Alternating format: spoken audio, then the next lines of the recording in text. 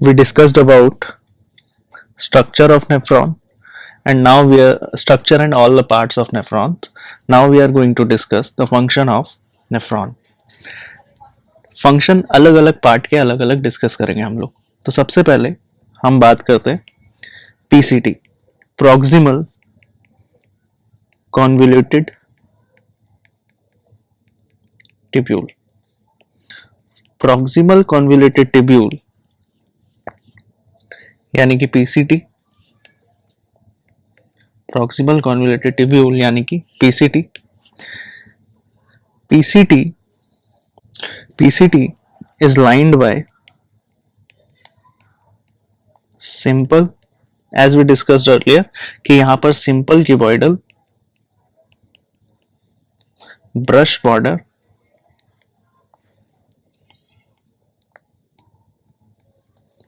epithelium present है, right? Simple cuboidal brush border epithelium present है. अब इसका रेलेवेंस क्या है ये तो पता होना चाहिए आपको. इसका रेलेवेंस क्या है, क्यों है यहाँ पर simple cuboidal brush border epithelium? तो क्योंकि ये क्या करता है, सरफेस एरिया को बढ़ा देता है. अच्छा, सरफेस एरिया बढ़ने से क्या होगा, सरफेस एरिया इंक्रीज होने से क्या होगा?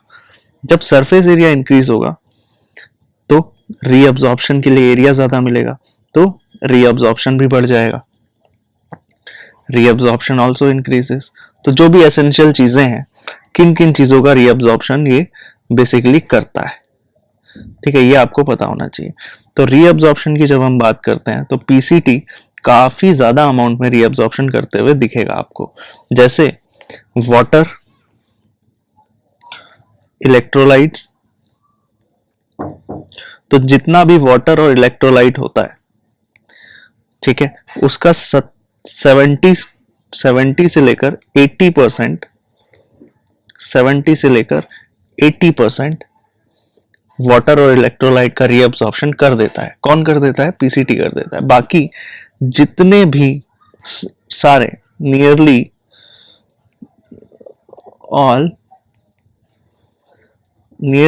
all of the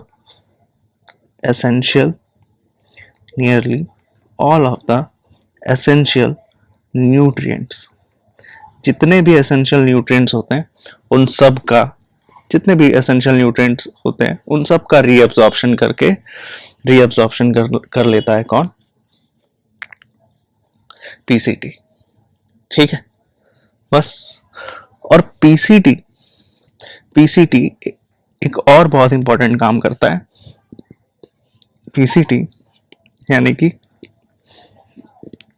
proximal convoluted tubule एक दो मेजर और काम करता है. पहला, पीएच बैलेंस. एक तो ये क्या करता है, पीएच बैलेंस करके रखता है बॉडी का, या यहां पर नेफ्रॉन्स का, जो भी फिल्ट्रेट यहां पर जा रहा है उसका, ठीक है. और सेकंड चीज, आयनिक बैलेंस करता है, आयंस का बैलेंस बना के रखता है. फाइन. अब सवाल ये है कि ये करता कैसे है, कि कैसे ये पीएच बैलेंस कर रहा है और कैसे ये आयंस का बैलेंस कर रहा है. दो चीजें, बाय ये दोनों चीजें कैसे कर रहा है? First thing first, by selective secretion,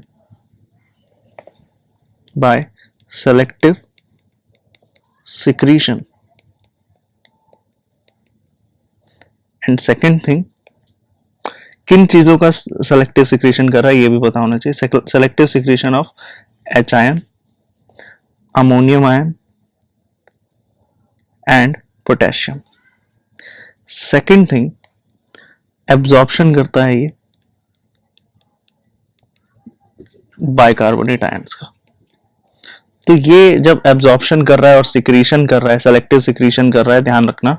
तो जब ये सेलेक्टिव सिक्रीशन कर रहा है या फिर एब्जॉर्प्शन कर रहा है तो it maintains the pH balance. Obviously H ion H ion की मदद से जब सिक्रीशन करेगा एच आयन तो इससे पीएच बैलेंस होगा ही होगा, ठीक है। एब्जॉर्प्शन करेगा बाइकार्बोनेट आयन का तो इससे आयनिक बैलेंस होगा ही होगा, ठीक है। पोटेशियम से आयनिक बैलेंस होगा ही होगा। तो इस तरह से ये रीअब्जॉर्प्शन और सिक्रीशन दोनों में इन्वॉल्व है, ठीक है। ओके, तो यहां पर हमने डिस्कस किया PCT which is lined by cuboidal brush border epithelium which increases the surface area, ठीक है। अब यहां से जो चैप्टर है वो फिजियोलॉजी की तरफ मुड़ जाता है। अभी तक जितना भी पार्ट हमने देखा, चाहे वो कि अलग अलग तरह के ऑर्गेनिजम्स हो, है ना, चाहे हम बात करें अमोनोटेलिक, यूरियोटेलिक, यूरिकोटेलिक, ये तीन चीजें बात की, या फिर हम बात करते हैं कि अलग अलग तरह के अलग अलग रेस्पिरेटरी याद आ रहा है, अलग अलग तरह के एक्सक्रीटरी ऑर्गन्स हो, एक्सक्रीटरी ऑर्गन्स हो, ठीक है, अलग अलग तरह के एक्सक्रीटरी ऑर्गन्स हो, या फिर ह्यूमन एक्सक्रीटरी सिस्टम पढ़ना हो, या नेफ्रॉन के टाइप, नेफ्रॉन में क्या क्या चीजें हैं, देन नेफ्रॉन का स्ट्रक्चर। तो ये सब पार्ट जो था वो स्ट्रक्चर बेस्ड था, याद करने वाला था। तो यहां से जो चैप्टर होगा वो थोड़ा सा फिजियोलॉजी की तरफ मूव करता है, और यहां पर हमने शुरुआत कर दी है from the function of nephron, और उसमें पढ़ा हमने proximal convoluted tubule. Proximal convoluted tubule के पास हमने देखा simple cuboidal brush border epithelium है which increases the surface area for reabsorption, and that's how it reabsorbs 70 to 80% of water and electrolytes and all the essential nutrients present in the filtrate. Then PCT manages to balance the pH of the filtrate and ions by selective secretion and absorptions, ठीक है। अब आते हैं इसके बाद PCT के बाद क्या आता है। पीसीटी के बाद आप देखते हैं हेनलीज लूप, ये बहुत इंपॉर्टेंट है देखना, हेनलीज लूप। हेनलीज लूप के दो सेक्शन है, एक तो डिसेंडिंग लिम्ब है और एक असेंडिंग लिम्ब है, ठीक है।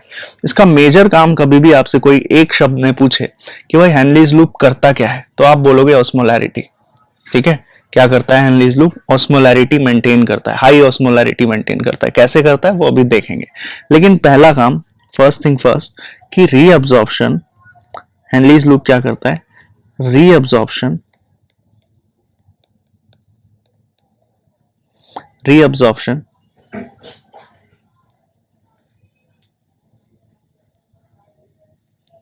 ठीक है, मिनिमम रीअब्जॉर्प्शन। हेनलीज लूप में बहुत कम रीअब्जॉर्प्शन होता है, मिनिमम रीअब्जॉर्प्शन होता है, मिनिमम रीअब्जॉर्प्शन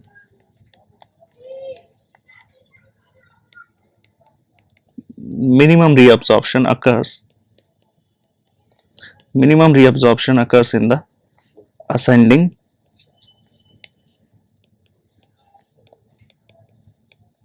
limb। तो असेंडिंग लिम्ब में बहुत कम चीजें रीअब्सॉर्ब हो पाती हैं, ठीक है, रीअब्सॉर्ब हो पाती हैं।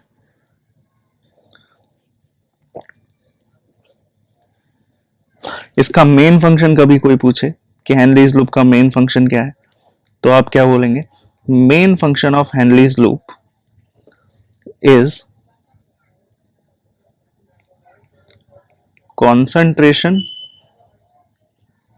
कॉन्सेंट्रेशन यूरिन की बनाकर रखना, तो concentration of urine and maintenance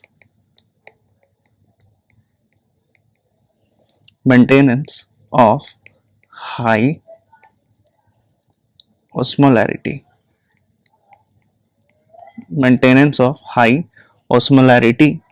of interstitial fluid। अभी देखेंगे इंटरस्टिशियल फ्लूइड भी क्या होता है, बट अभी के लिए इसको याद रखो कि ऑस्मोलैरिटी मेंटेन कर रहा है इंटरस्टिशियल फ्लूइड की, और यूरिन का कॉन्सेंट्रेशन बनाकर रख रहा है, ठीक है। दो काम है जो हाई ऑस्मोलैरिटी और कॉन्सेंट्रेशन ऑफ यूरिन, ये दो मेन फंक्शन है हेनलीज लूप के।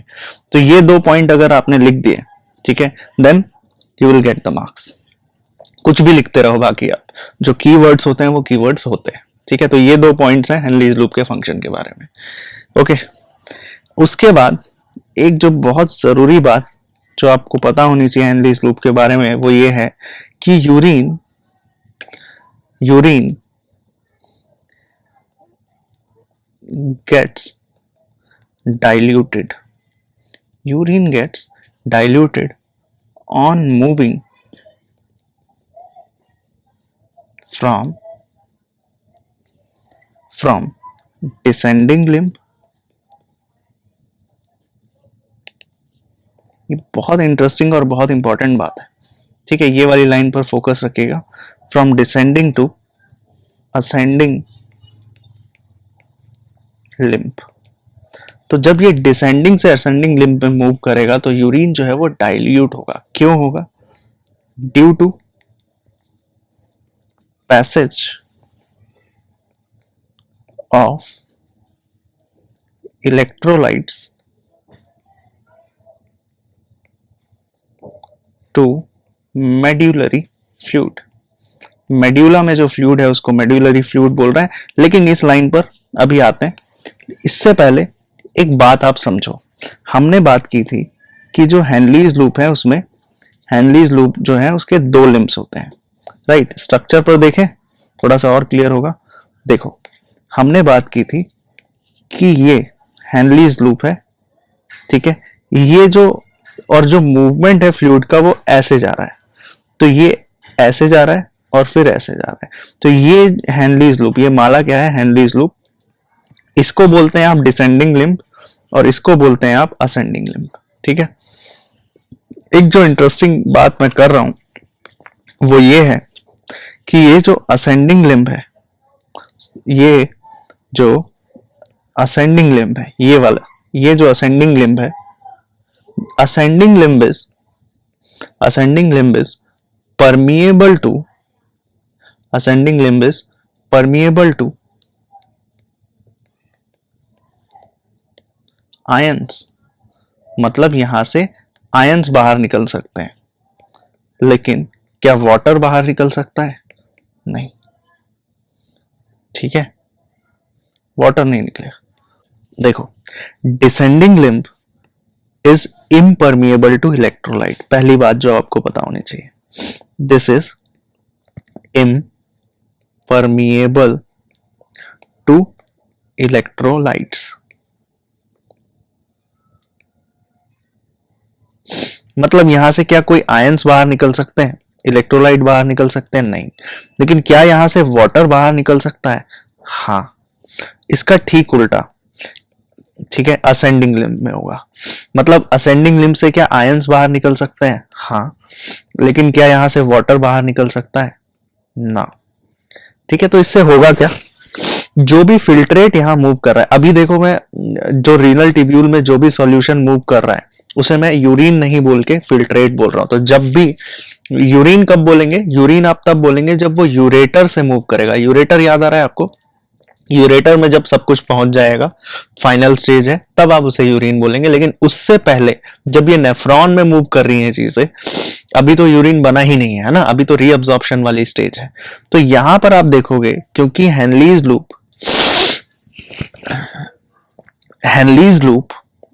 लूप के में फिल्ट्रेट मूव कर रहा है, और जैसे जैसे फिल्ट्रेट नीचे की तरफ मूव करेगा, आयंस तो बाहर निकल नहीं रहे। क्या आयंस बाहर निकल रहे हैं? नहीं।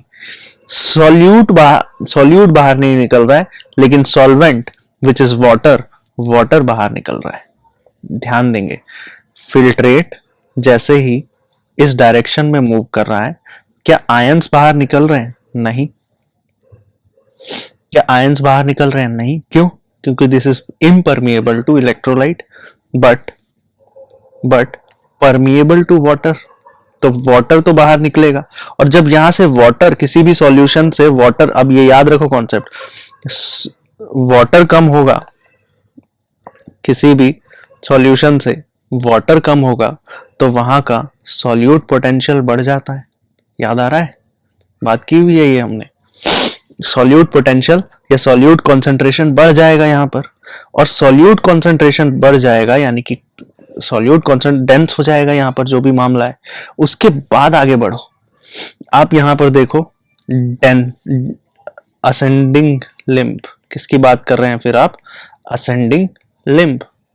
असेंडिंग लिम्ब की जब आप बात करते हो तो असेंडिंग लिम्ब में आयंस बाहर निकलते हैं, ठीक है, और वाटर बाहर नहीं निकलता है।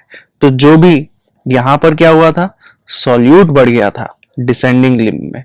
जब असेंडिंग लिम्ब में फिर ऊपर जाओगे तो वाटर नहीं जा रहा है, आयन बाहर जा रहे हैं, तो फिर क्या होगा, ऑस्मोलैरिटी फिर मेंटेन हो जाएगी, यानी कि जो सॉल्यूशन है, आयंस जब बाहर चला जाएगा तो वाटर कॉन्सेंट्रेशन फिर बढ़ने लगेगा।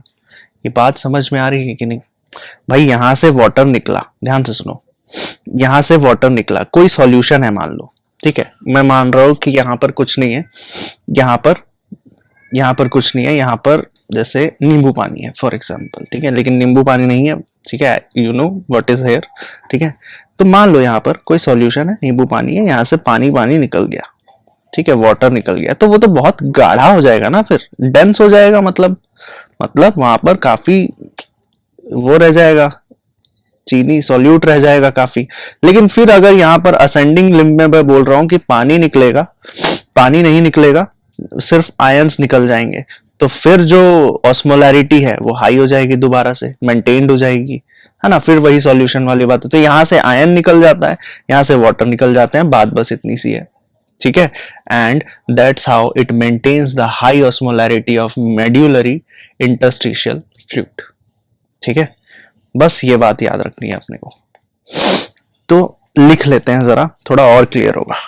यहां पर हमने यही बात की है कि यूरिन गेट्स डाइल्यूटेड, यूरिन जो है वो डाइल्यूट होगा जब ये मूव करेगा डिसेंडिंग से असेंडिंग लिम्ब, बिल्कुल हाँ।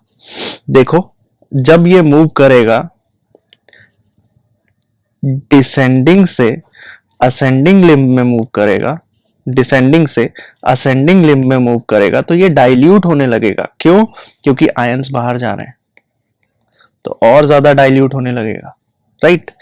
असेंडिंग लिम्ब में जाएगा तो और ज्यादा, क्योंकि आयंस बाहर निकल गए, तो वाटर कॉन्सेंट्रेशन बढ़ेगा, वाटर कॉन्सेंट्रेशन बढ़ेगा।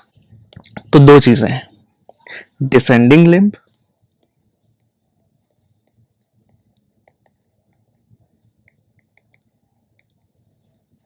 और असेंडिंग लिम्ब। क्या पढ़ा अभी? डिसेंडिंग लिम्ब से पानी बाहर निकल जाता है, मतलब this is permeable to water, और असेंडिंग लिम्ब से आयन बाहर निकल जाते हैं, मतलब this is permeable to electrolytes. बस याद करने की जरूरत ही नहीं है, कॉन्सेप्ट बैठा के रखो दिमाग में, इलेक्ट्रोलाइट्स। यहां पर क्या नहीं निकल पाता है, इसका मतलब ठीक उल्टी बात है, this is impermeable, impermeable to electrolytes, and this is impermeable to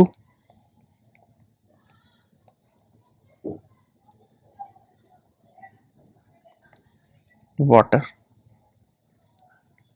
बस। and that's how it maintains electrolytes or the osmolarity in medullary fluid, ठीक है। यहां हमने लिखा था ना, maintenance of high osmolarity of interstitial fluid, कैसे? इसकी वजह से, ठीक है, इसकी वजह से, डिसेंडिंग लिम्ब और असेंडिंग लिम्ब की वजह से, ठीक है। तो क्या पढ़ा हेनलीज लूप में? हेनलीज लूप में हमने देखा यहां पर मिनिमम रीअब्जॉर्प्शन होता है, कहां पर? असेंडिंग लिम्ब में। असेंडिंग लिम्ब में उतना कोई खास रीअब्जॉर्प्शन हो नहीं रहा है, ठीक है, कोई ऐसा कोई खास रीअब्जॉर्प्शन नहीं हो रहा है, ठीक है। रीअब्जॉर्प्शन जो ज्यादातर रीअब्जॉर्प्शन होता है, हमने बात की ही, ज्यादातर रीअब्जॉर्प्शन वही पीसीटी ही कर रहा है, ठीक है। 70 to 80% इलेक्ट्रोलाइट और वाटर का रीअब्जॉर्प्शन पीसीटी में ही हो रहा है। फिर डीसीटी बाकी बचा हुआ काम कर देगा, आगे देखते हैं। तो डीसीटी बाकी बचा हुआ काम कर देगा। देखो, distal convoluted tubule, distal convoluted tubule मतलब TCT, बाकी बचा हुआ काम ये करेगा। मतलब conditional reabsorption of sodium and water takes place here. Conditional, why it is conditional? It depends ना कि भाई आपकी बॉडी में सोडियम का कंसंट्रेशन अगर मान लो बहुत ज्यादा है तो क्यों ही रीअब्जॉर्प्शन करेगा, समझ रहे हो, क्यों ही रीअब्जॉर्प्शन करेगा। तो कंडीशनल रीअब्जॉर्प्शन, ठीक है, of sodium and water takes place here. तो ये कंडीशनल रीअब्जॉर्प्शन कर कैसे रहा है, ये कंडीशनल रीअब्जॉर्प्शन कर कैसे रहा है, ये कंडीशनल रीअब्जॉर्प्शन करता है दो तरीकों से, दो मेथड्स हैं इसके पास। First one, let's see, first thing it can do by reabsorption of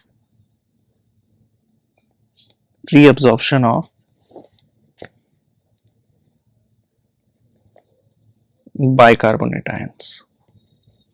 Second thing, selective secretion।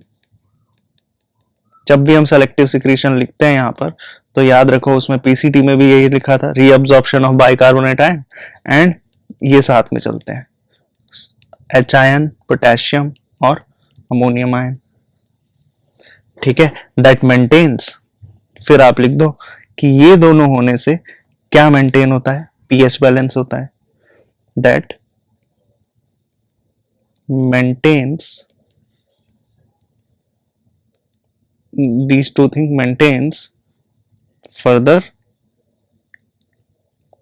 maintains what,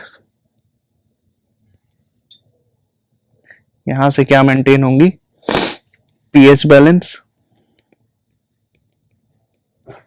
and second sodium potassium balance करता है ये ब्लड में, सोडियम पोटेशियम ब्लड में बैलेंस होना चाहिए। क्योंकि ये हमने पढ़ा है कभी कि देखा था बॉडी फ्लूइड एंड सर्कुलेशन में कि मान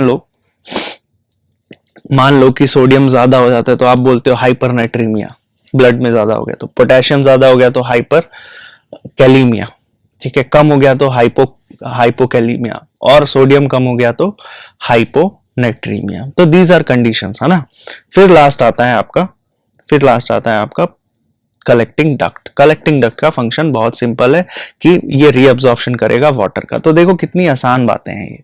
फंक्शन ऑफ नेफ्रॉन क्या है, ज्यादातर रीअब्जॉर्प्शन करेगा, 72 ज्यादातर रीअब्जॉर्प्शन करने का काम किसका है, पीसीटी का, यानी कि 70 to 80% रीअब्जॉर्प्शन यहां पर हो गया, ठीक है।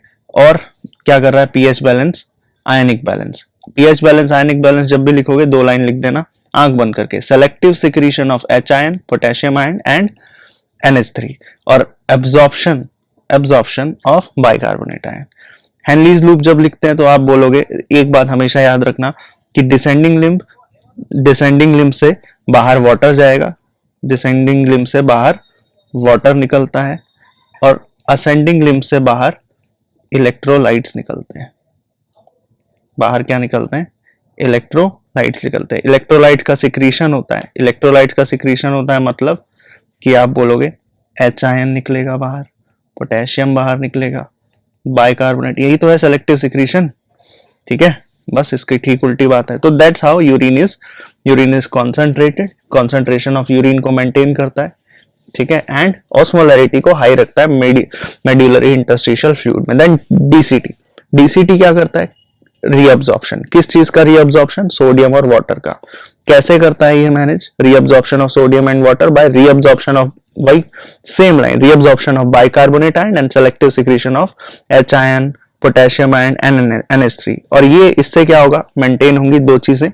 क्या दो चीजें मेंटेन होंगी भाई, pH balance, sodium potassium balance in the blood, simple. Last part, last but not the least, is collecting duct। Collecting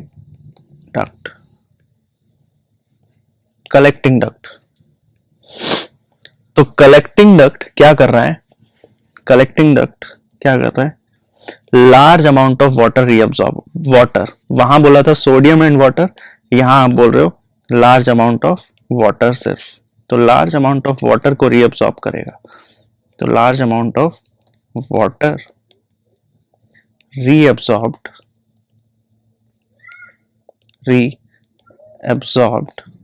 here,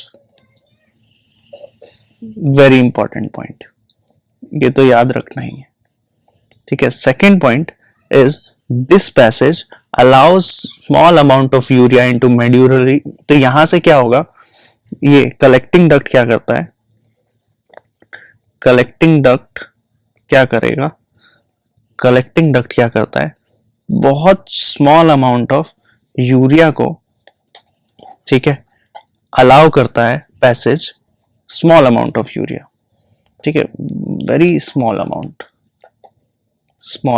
of urea into medullary interstitium, अब ये दो बार वर्ड आ गया, देख लेते हैं इसको, ये है क्या, मेड्यूलरी इंटरस्टिशियम है क्या, ठीक है। लेकिन उससे पहले समझो कर क्यों रहा है, to keep up the osmolarity, to keep up the